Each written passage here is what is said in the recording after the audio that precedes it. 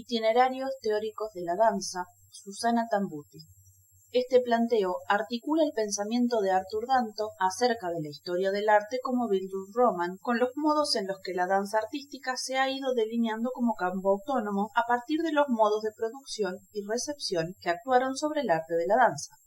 Partiendo de este modelo historiográfico, la historia progresiva de la danza espectacular puede ponerse como un relato determinado por la búsqueda de la autonomía estética, desde la definición de su estatuto artístico hacia la mitad del siglo XVII con la creación de la Real Academia de Música y Danza, hasta las actividades experimentales del Jolson Dance Theatre en Nueva York y que a partir de 1962 modificaron el estatuto ontológico de esta práctica artística. Itinerarios teóricos de la danza. Cuando es aplicado a la danza el término teoría, se utiliza muchas veces de manera imprecisa, confiándose en una comprensión intuitiva de su uso. Aunque con validez actual, el problema de la relación entre teoría y práctica es una discusión antigua, cuyas graves consecuencias se deben a que fueron entendidas como compartimentos estancos.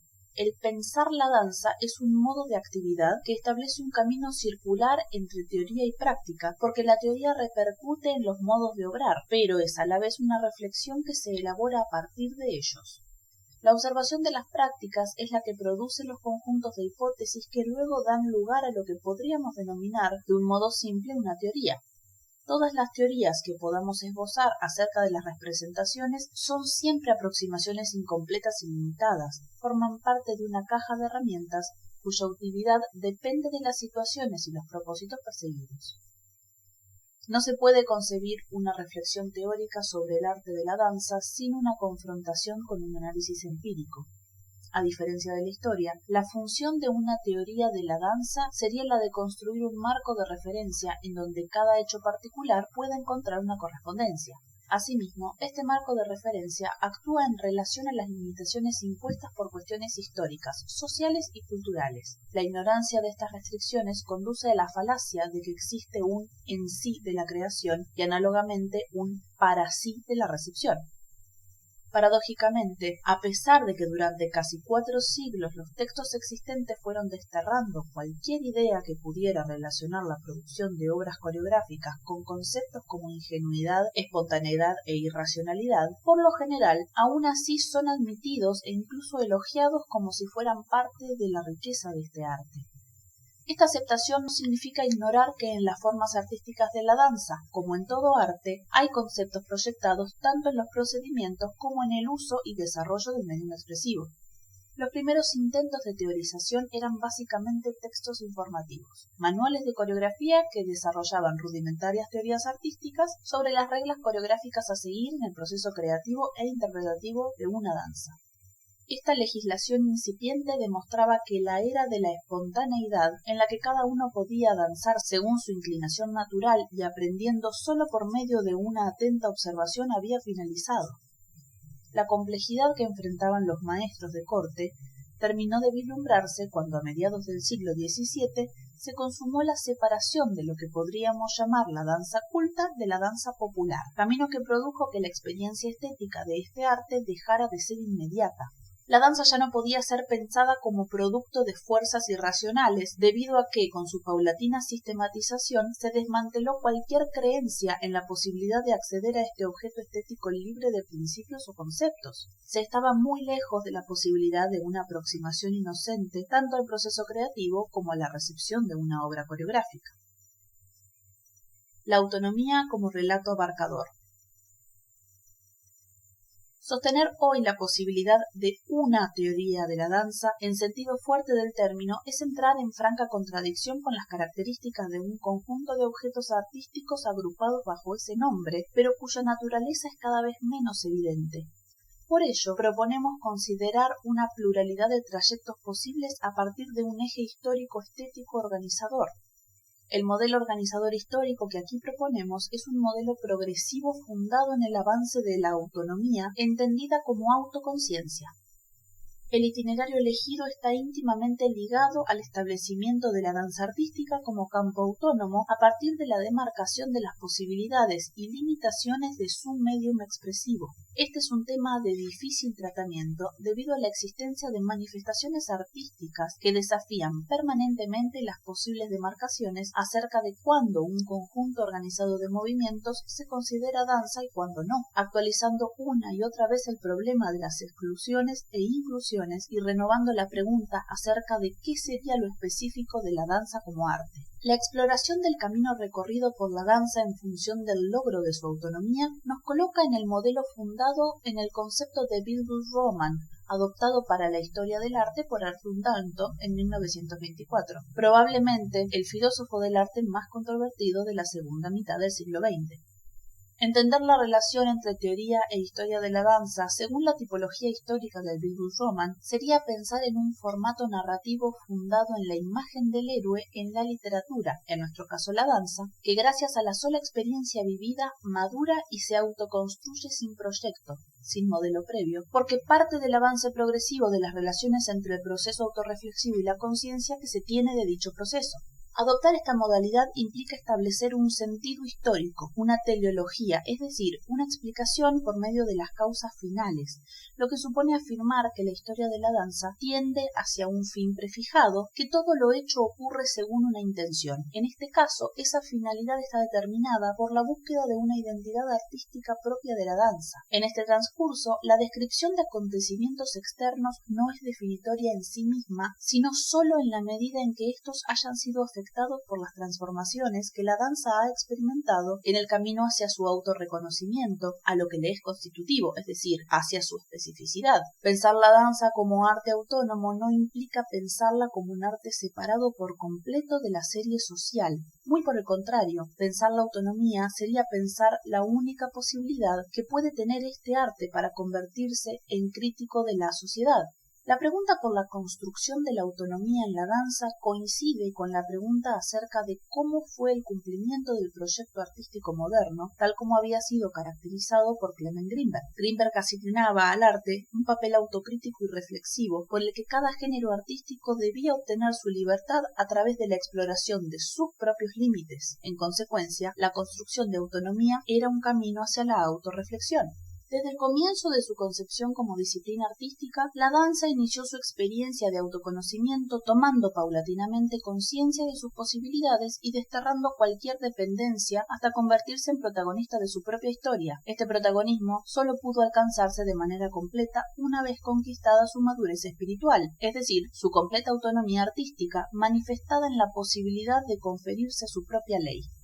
La capacidad ejercida por la danza para autodeterminarse era el único modo en que podía verificarse el cumplimiento del objetivo de la modernidad, porque sólo mediante este logro podía establecerse como arte independiente y desarrollar discursos teóricos propios, eligiendo su propio plan, sin copiar metodologías compositivas adecuadas a otros medios expresivos y sin ser ilustración de la literatura o visualización de la música. En consecuencia, el cumplimiento de la autonomía implicaba que la danza sólo obedeciera su propia intencionalidad artística, prescindiendo de influencias externas. Entender la historia de la danza como un camino hacia su autonomía significa ubicar su proceso histórico como una gran narrativa o gran discurso, situando el logro de la autonomía como relato abarcador, como narración significativa que traza una dirección, sentido histórico. En el cumplimiento de esa finalidad podríamos diferenciar tres momentos guiados por un objetivo principal. Cumplidos estos tres momentos, estaríamos ante el final del estadio histórico de la danza, porque se habría alcanzado la meta que otorgaba a esta historia un sentido, el pleno conocimiento del medium específico de la danza. Por lo tanto, la danza puede ser entendida como sujeto histórico orientado hacia una finalidad que en este caso es la búsqueda de la respuesta a la pregunta que podría traducirse como ¿cuáles son las posibilidades y límites representacionales de la danza?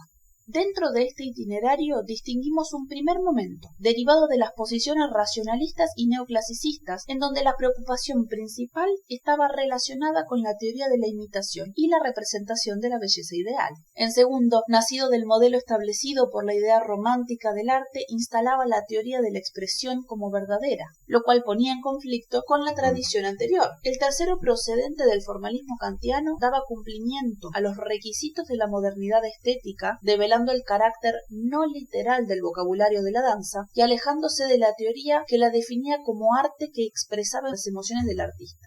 Estos tres momentos no fueron excluyentes y convivieron en las distintas épocas, es más, aún conviven en el amplio espectro actual. Primer momento, el racionalismo estético y el neoclasicismo en la danza.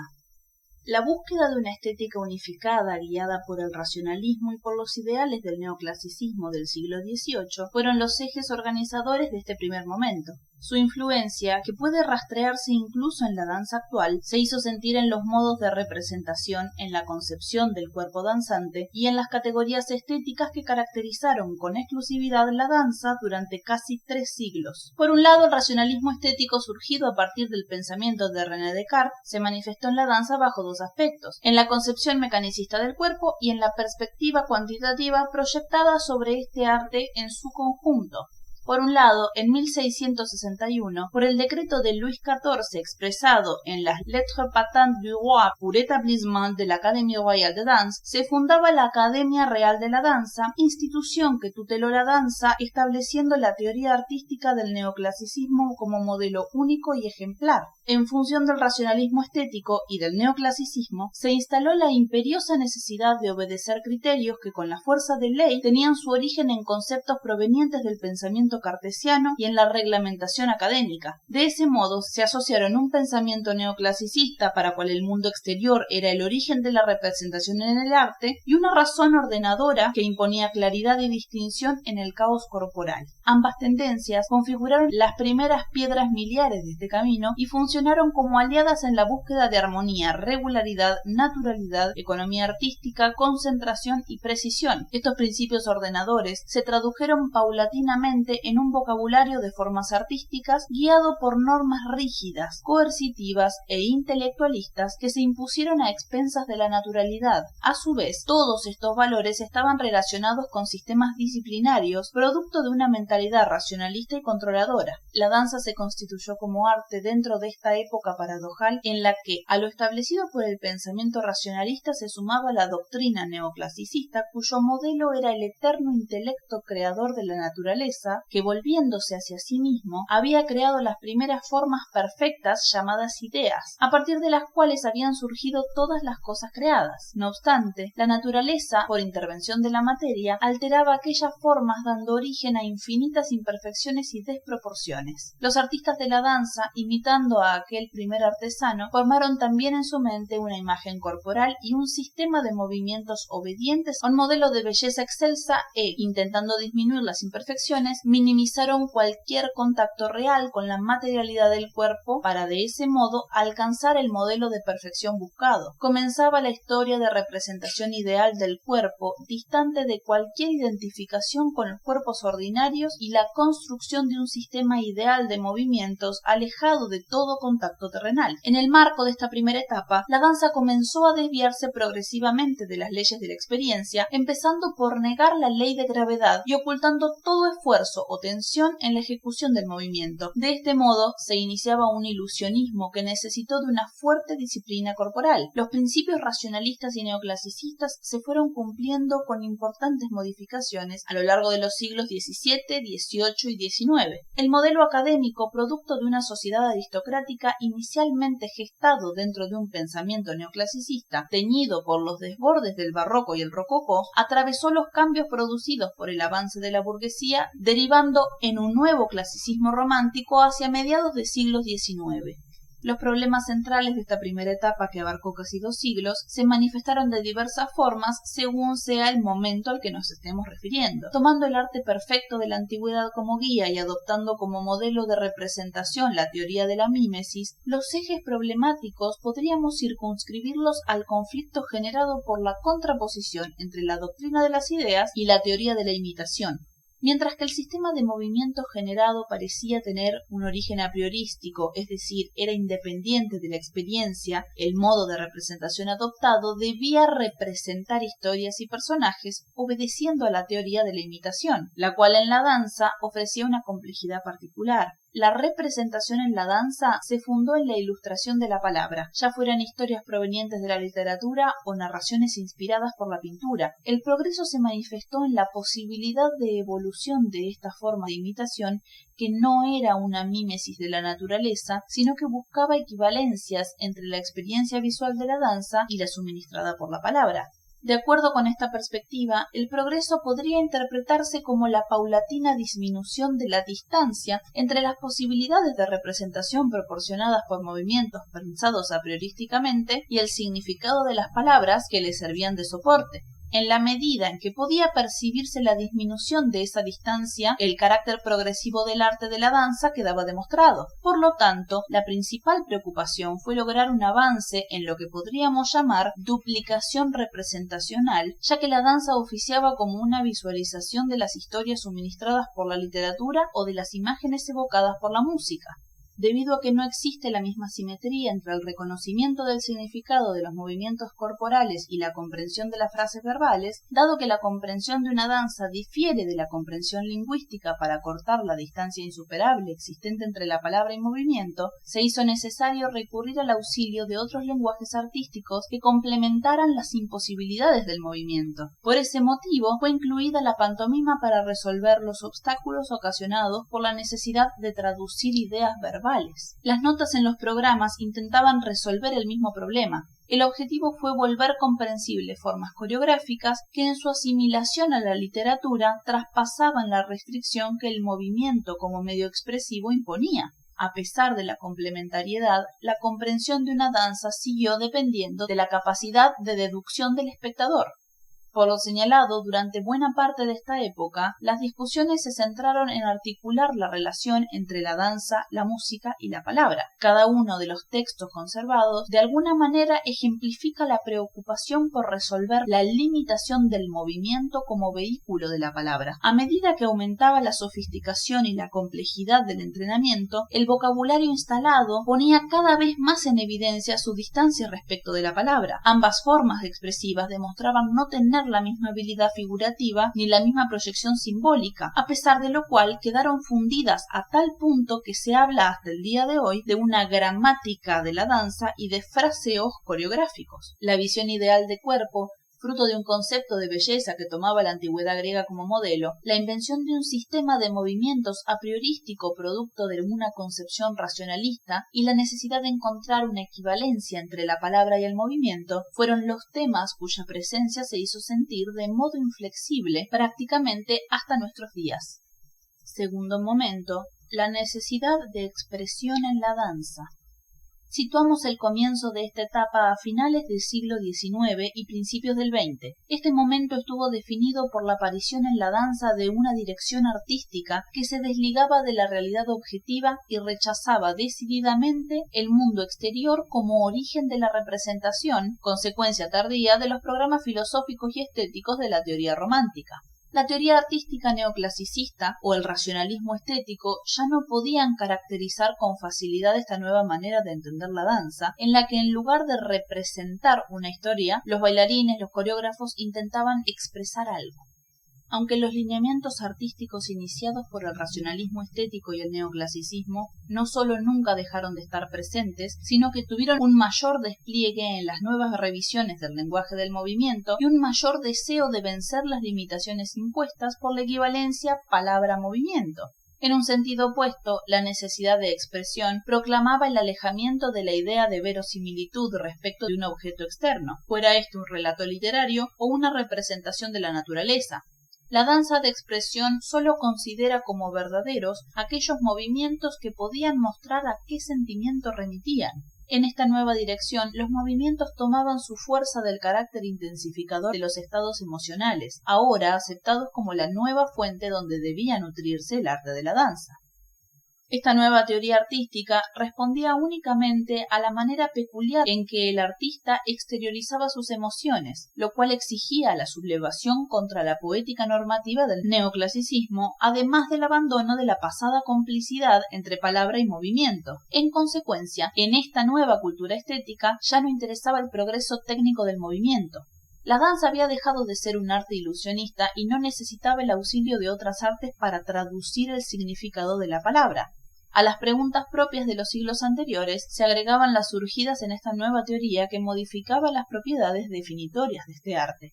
Desde esta nueva perspectiva, ya no había razón para pensar en la danza en términos de progreso debido a que el concepto de expresión no se adaptaba al modelo evolutivo como sí lo hacía el concepto de representación.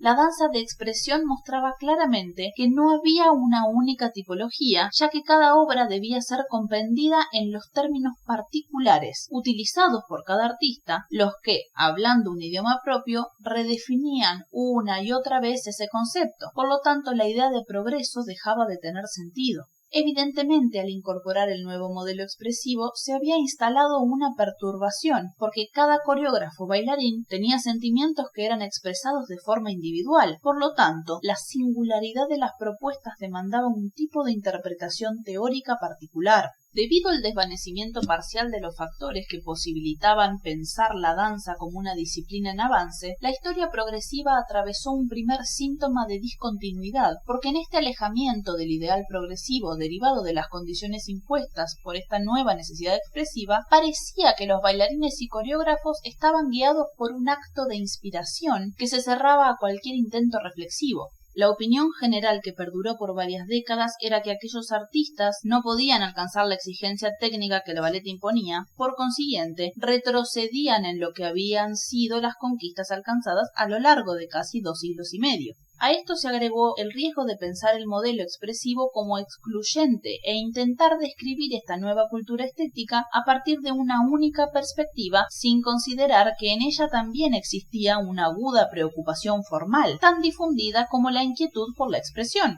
Ambos lineamientos, sometidos a aproximaciones excesivamente simplificadoras, constituyeron una polaridad dentro de la cual osciló la vasta y multiforme actividad que cerró el siglo XIX y se proyectó hasta mediados del XX. La mayoría de las creaciones de este momento podrían resumirse según 3 vertientes: ballet moderno, modern dance y Ausdruckdance, o danza de expresión. Estas tendencias oscilaban entre la polaridad establecida por la continuidad de la poética neoclasicista y la necesidad de expresión propia de los programas estéticos de la teoría romántica. El término ballet moderno designa en sentido muy amplio a aquellas producciones que intentaron revertir algunos de los principios de la danza académica, aunque respetaron los fundamentos neoclasicistas del sistema heredado. Las corrientes habitualmente reconocidas como modern dance, con epicentro en Estados Unidos, y Ausdruckdance, con sede en Alemania, rechazaron plenamente el lenguaje del ballet. Sin embargo, no pusieron en crisis sus fundamentos principales: la concepción de un cuerpo ideal, la huida de la gravedad y la concepción intelectualista del movimiento. A pesar de sus diferencias, a estos últimos lineamientos se los agrupó bajo el conflictivo nombre de danza moderna. Este último término, pese a su incapacidad para abordar la rica profusión de creaciones que los distintos artistas produjeron, tuvo el gran mérito de unificar las obras en una tipología, minimizando peligrosamente sus diferencias. Aunque cada una de estas tendencias cuestionó la tradición neoclásica y extendió su discrepancia a las formas en que la danza se relacionaba con las demás artes escénicas, subsumirlas bajo una única denominación que asocie el término danza con el concepto moderna exigiría la verificación del cumplimiento de esta modernidad estética. Es decir, debería comprobarse que estos programas artísticos tuvieron la fuerza subversiva de manifestar una nueva conciencia estética.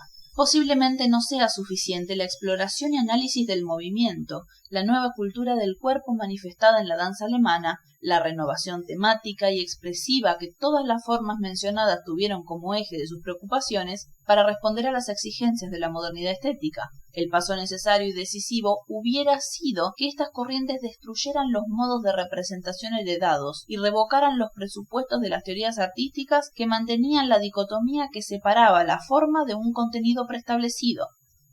Para refrendar el uso de la denominación moderna, quizás podría aducirse que de modos diferentes las tres corrientes estéticas produjeron una significativa apertura hacia otros sistemas de signos escénicos. De todos modos, el término plantea una exigencia aún mayor: la necesidad de sublevarse contra la analogía palabra-movimiento, sostenida por la teoría neoclasicista, y contra la equivalencia instalada por la dupla expresión-emoción, sostenida por la teoría romántica del arte. El movimiento continuaba siendo el envoltorio de un contenido difícilmente expresable, prolongando su carácter descriptivo y explicativo, producto de la dependencia, a veces encubierta, de la literatura o de la música, y fruto de la oscuridad que rodea a la misteriosa relación entre emoción y expresión. Tanto la danza estadounidense como la danza alemana, agrupadas bajo el término unificador de danza moderna, mostraron alternativamente actitudes ambivalentes respecto de la modernidad. Así, en gran parte de la producción coreográfica, especialmente alemana, aparecía un sentimiento adverso, mezcla de angustia y ansiedad, que mostraba una gran desconfianza por los avances de la modernización, haciéndose eco de la crisis cultural que el cambio de siglo había producido. Por momentos, la vertiente norteamericana manifestó una mayor aceptación respecto de la racionalización de la vida y del progreso técnico. Sin embargo, esa actitud variaba a veces hacia su opuesto.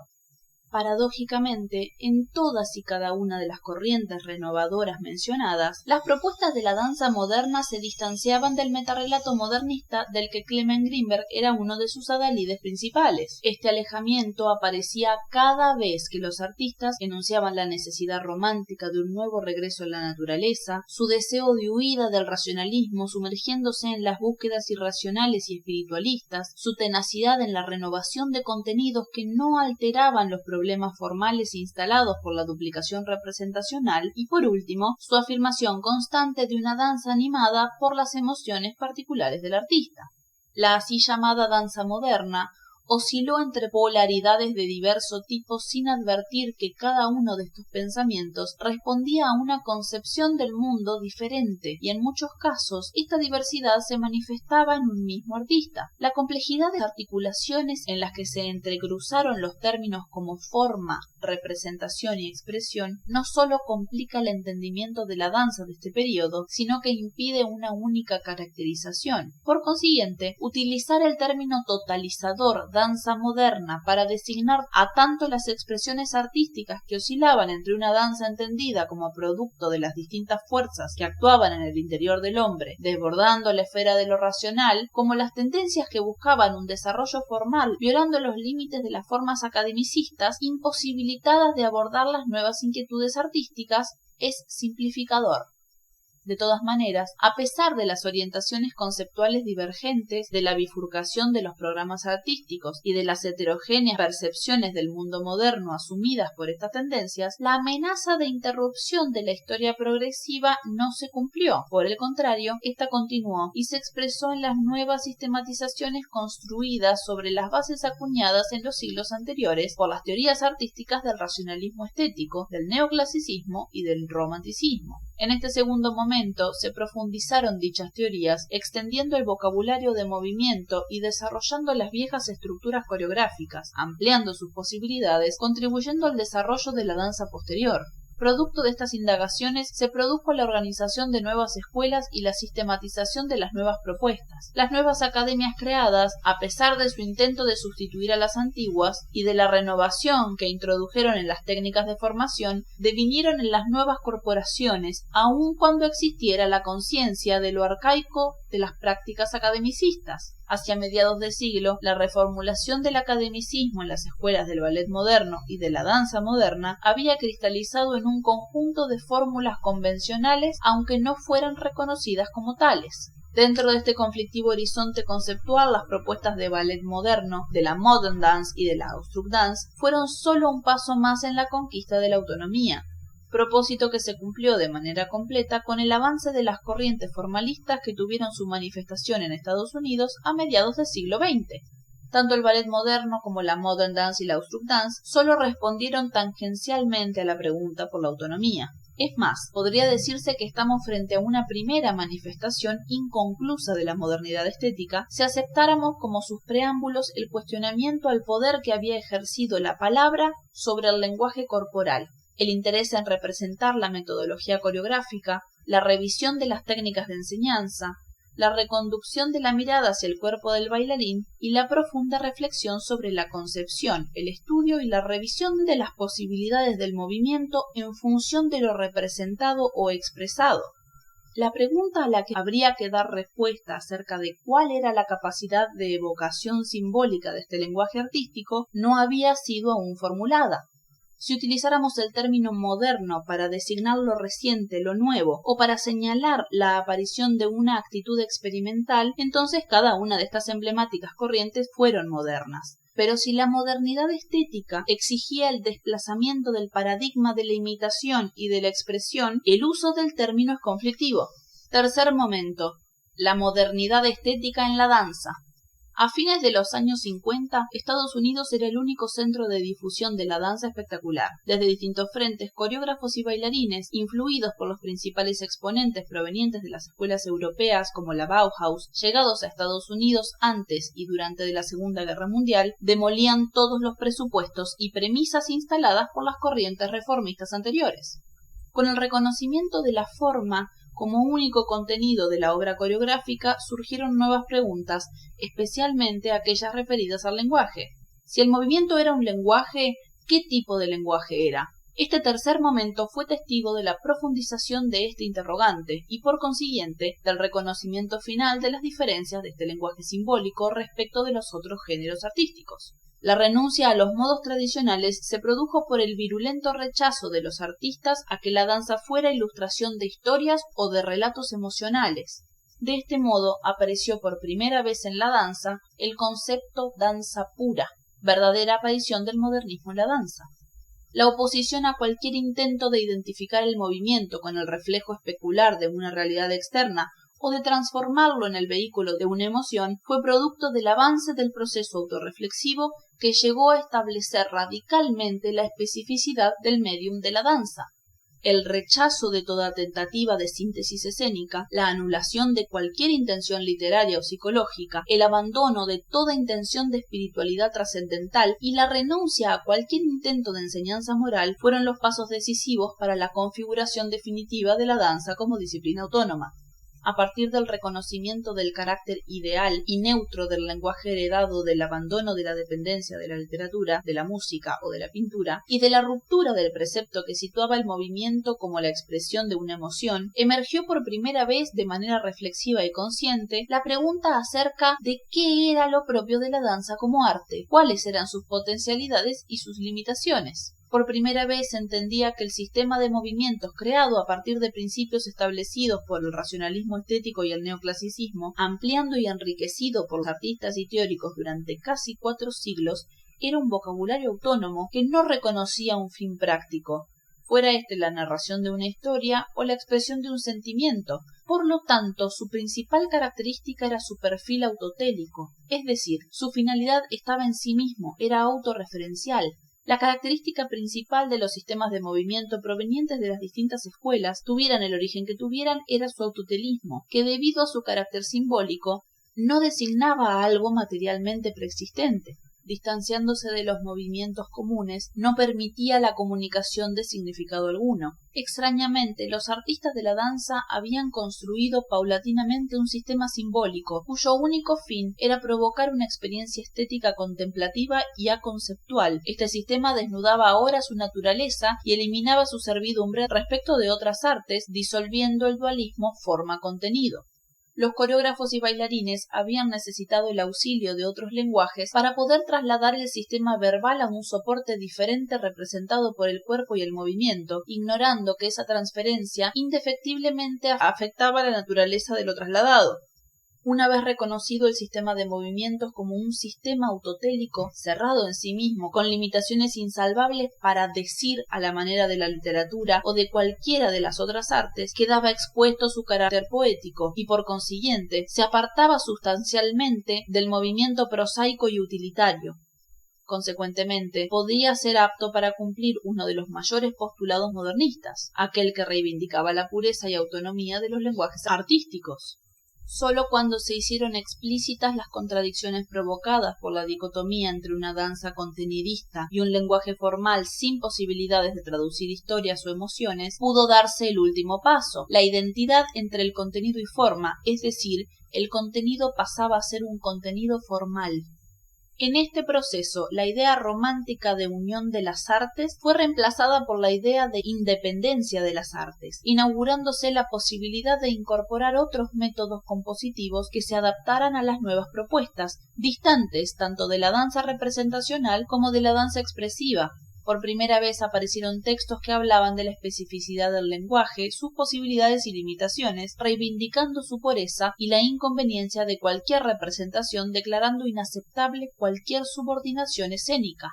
La obra coreográfica pasaba a ser considerada como un objeto autocontenido con un interés por derecho propio. En esta concepción, el artista era un creador que, ejerciendo un poder activo, erigía su propio mundo alternativo, convirtiendo la experiencia estética en algo reflexivo. Por consecuencia, los discursos sobre este arte fueron adquiriendo una importancia cada vez mayor. La modificación en las formas de representación puso en evidencia la necesidad de un nuevo marco teórico de referencia que no descifrara este nuevo fenómeno solo como un acto de negación de los artistas a continuar ampliando los paradigmas establecidos, sino que interpretara esta nueva conciencia estética como una tendencia que despojaba a este arte del ropaje heredado, dejando al descubierto sus particularidades. Este marco estético fue proporcionado por el formalismo kantiano, porque la obra coreográfica pasaba a ser manifestación de una intencionalidad que se encarnaba en su forma. Los términos, de raíz kantiana, propios de la modernidad estética, emergieron en este último momento: contemplación, desinterés, actitud estética, atención a la obra por su propio valor, intencionalidad sin intención. Antes de este momento, ningún artista, coreógrafo o crítico hubiese afirmado que una obra coreográfica podía ser objeto de una contemplación desinteresada. Tampoco hubieran identificado la obra como un objeto realizado independientemente, como deteniendo en sí mismo su propio fin. Dado que la obra coreográfica era su propio contenido, la crítica de las propiedades estéticas debía referirse solamente a su significado interno. La danza quedaba abandonada a la fuerza de su imagen poética y, cumpliendo las pretensiones del arte moderno, ya no era vehículo de significaciones ilustrativas. Se había completado el proceso iniciado en la Ilustración al poner en evidencia definitivamente la autorreferencialidad del vocabulario y aceptar sus limitaciones. Este proceso de autoconocimiento fue la condición de posibilidad para la diferenciación de dos conceptos, el de danza moderna y el de danza contemporánea. En sentido estricto, el término danza moderna, como cumplimiento de la modernidad estética, solo podría utilizarse a partir del momento en que la danza alcanzó su autonomía artística, rescatando su especificidad, desligándose de toda dependencia de elementos extraartísticos para su valoración y de toda función heterónoma que pudiera serle adjudicada. Por consecuencia, podríamos llamar danza moderna a las producciones del período de este tercer momento, o sea, la breve fase comprendida entre los años 1940 y 1960. El período anterior quedaría reducido a ser su prólogo.